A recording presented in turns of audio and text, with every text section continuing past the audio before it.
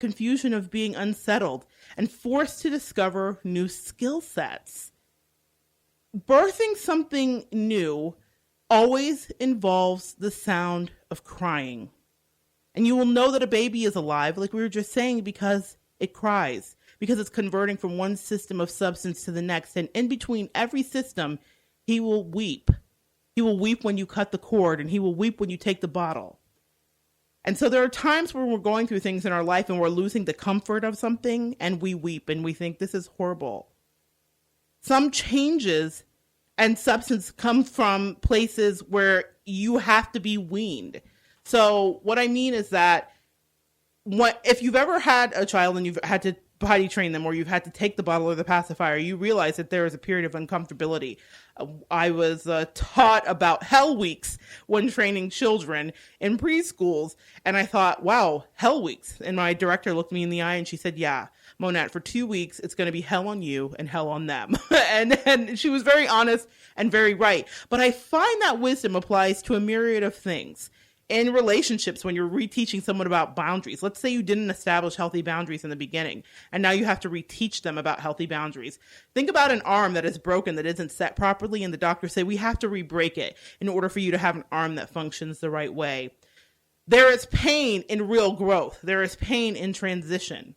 At the end of those hell weeks with those kids, after I had cried on my lunch breaks and they had gone to sleep crying because I had to teach them how to exist in the new environment they were in that wasn't their comfort of their home, where they could just do whatever they wanted to and be wild as the Taliban. We had rules and order and structure in order for us all to survive, in order for the other kids to learn, in order for me to go home sane. We had to have that. And so I would go through those hell weeks of initiating these kids into the classroom life. And that meant that they were tired and they cried and there was weeping and there was pushback and there was hatred even of what was happening. One kid did tell me, I hate you, Miss Monette. And I cried. We cried. I didn't cry in front of him, but I knew that I had to be strong because he was being weaned from his old lifestyle. And in order for him to be the thriving child he ended up being, he had to go through that. That is part of our transition. In Dr. Maya Angelou's life, there were many times of transition. One of the things that many people know about her, and she wrote about in great detail in one of her best-selling autobiographies, I Know Why the Caged Bird Sings, Dr. Maya Angelou experienced incredible trauma and sexual abuse. So bad, in fact, that she became mute. And the muteness wasn't a direct result of the abuse. It was a secondary step. When she did tell, something happened to the guy. He disappeared. That did that to her when her family members found out. And so she thought, my God, there's so much power in my words. I shall never utter them again. So when I see her and saw her standing up there on the inauguration podium speaking, I wept as a 13-year-old because I knew how much change and transition had Dr. Maya Angelou gone through to get to this place. From the place where she was scared of her own words for the consequences and repercussions they might have, to the place where she ushered America into a new day in front of the most powerful person at the time in the world and a worldwide international audience. I thought, what did she have to go through? And so as I was getting ready, I started really researching. Now, I'm pretty adept at Maya Angelou. I feel like I know a lot of the ins and outs. I've read many of the books, many, including the cookbooks. And Maya Angelou has been married to a prince. Maya Angelou was working with Dr. Martin Luther King and in fact had come back right before he was assassinated to continue her work with him. She worked with Malcolm X and all these incredible thought leaders of the day. And you know what they say, tell me who your 5 closest friends are and I'll tell you who you are. So Maya Angelou was a thought leader. She was a visionary. She was a changer of perceptions. And you don't become that person. At some point in her life, actually, she married interracially and was very happy in that marriage until she wasn't. That's the thing I loved about Maya. She never allowed herself, as a pioneering Aries, to be stuck in one place. And she explored and tasted everything that looked delicious to her. And she lived an incredibly vibrant life. We should all be so lucky.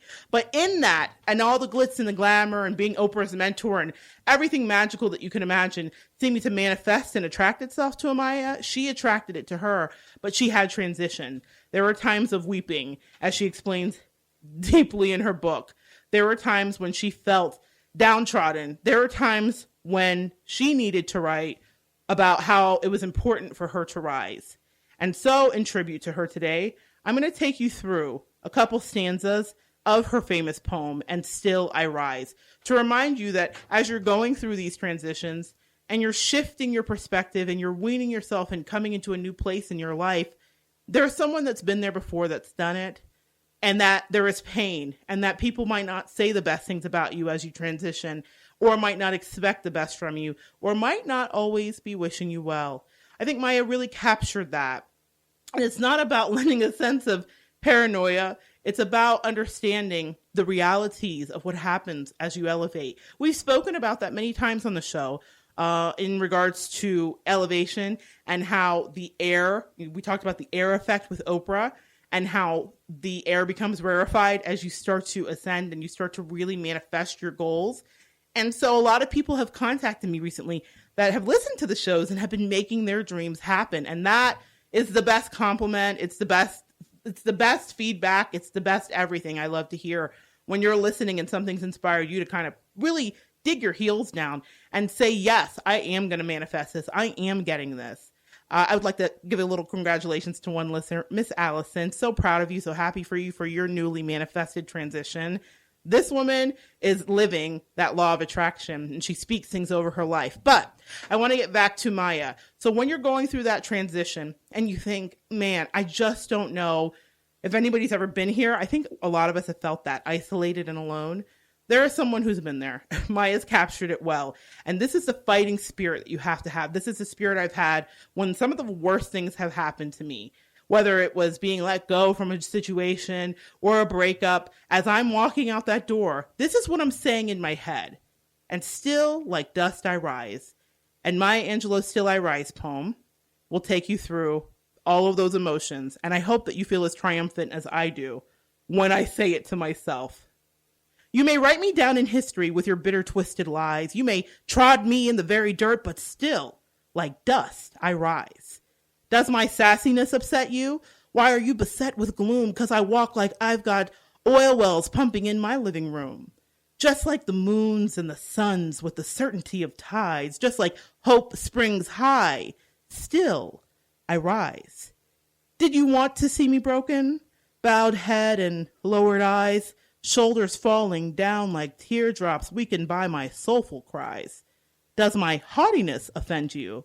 Don't you take it awful hard, 'cause I laugh like I've got gold mines digging in my own backyard.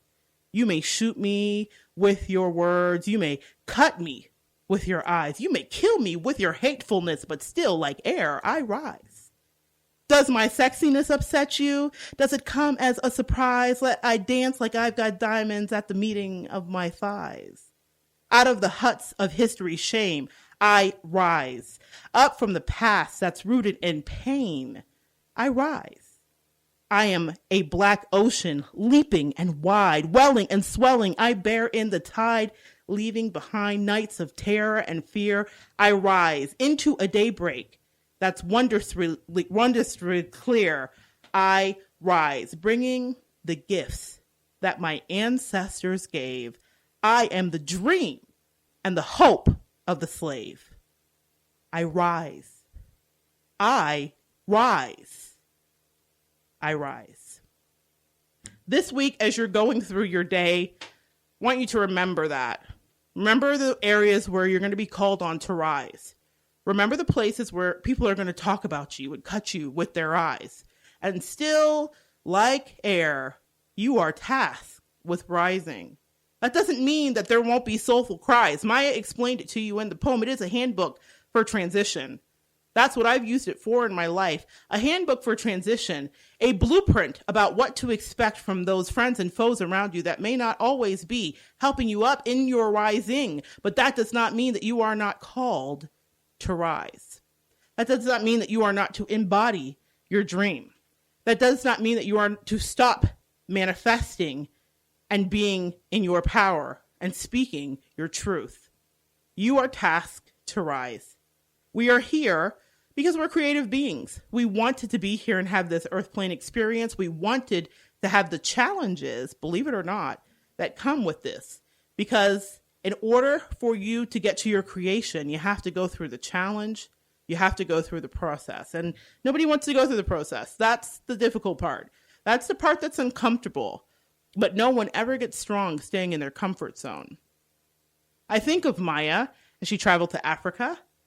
She went there on a whim. She went there to help. She went there for one of her Maya reasons, and she ended up manifesting a prince. That story struck me because as a little girl, we're very cultured to understand that our prince will one day come.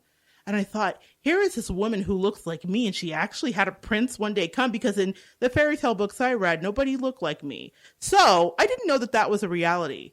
Sometimes you have to see someone do something in order to know that you too can manifest it. We see that phenomenon with race records and various Olympic sports, that something's never been broken, and then you see someone demonstrate it for you, and then you miraculously can achieve it. And then after that, many people achieve it. That's why we talk so much about the glass ceiling being broken for women, because once it happens, it can happen again and more easily. That's what we call trailblazers. That's what Maya was. But in her blazing of trails, and in her, I see her in my mind swinging through forests with machete and creating new pathways that never existed. It was not easy. And I want you to think about that. I really feel like this is what we're supposed to focus on. I want you to think about being in a sweaty, jungly, mosquito-ridden, bug-ridden jungle forest. And I want you to think about the lush greenery around you. And if you're asked to walk in a straight line and there's a root in front of you and a tree hanging in your face, how do you get there? It takes a challenge to get there. No path that you want for yourself, no thing that you have never seen, or no thing that you have seen in your mind's eye is ever not fraught with all those trees hanging in your face and the roots at your feet. You have to cut through and swing. And by the time you're done, you're covered with debris, you're covered in sweat, but you've made a path. So I want you guys to focus on that. Use a little bit of the power of Maya in your week as you go through it to get to the place you want to be. And past this week, use the ability to speak words over yourself, words that Maya prized above all else. She wouldn't even allow people to curse in her house because she said those words will stick on the wall and leave their residue in my home. She would stop people in their tracks. Oprah tells a great story about that. Maya stopping someone from across the room, hearing them tell a vulgar off-color joke, and she escorted them herself out of her home. And she told them why in front of the room, because those words will stick and leave a mess. So I want you to conjure Maya this week. And remember that our words are incredibly powerful. When you want something, speak it over yourself. Say who you are. In my heart, I thought I could be a Renaissance woman like Maya. I could do some of those things. Now, have I done all of Maya's things? Absolutely not. Absolutely not. But what Maya did by being a fantastic example was blaze a trail for me that I could walk behind her in a little bit of a clearer path and figure out what my destiny was. I wasn't supposed to be Maya. I was supposed to be Monette. And she allowed me and emboldened me to become me by being authentically her. There's a fantastic quote that I love by Deepak Chopra. There are people waiting for who you are becoming. Who is waiting for who you're becoming today, listeners? Who is needing you as you transition across the country to work the new job, or as you go through, like some of our guests have, weight loss surgery or weight loss changes? Who is waiting for the person you had to become? And if you look back 5 years ago and you think of the person that you were, you would say, who would be waiting for me? That's something that I want to encourage you with. I had someone call me after a couple shows and say, you always talk about this manifestation stuff and dreams, and I don't even know what my dream is. And I had a boss tell me that I was too this or that to live my dream. And I wanted to explain to you guys that sometimes when that happens, you're dealing with someone who's coming from their own fear or jealousy or. So you want to really listen carefully and kind of discern the spirit of the person that is giving you whatever advice, especially if it's a squelching advice. I grew up with West Indian parents, and so for them, they like a straight road. In fact, in the art show, I did a piece called Ancestry DNA, which you can go check out on my social media page. And it is a woman carrying a basket of mangoes on top of her head. My mother used to take things like that to work when she was a child. she would carry food and fruit to the market in her home country of Antigua. And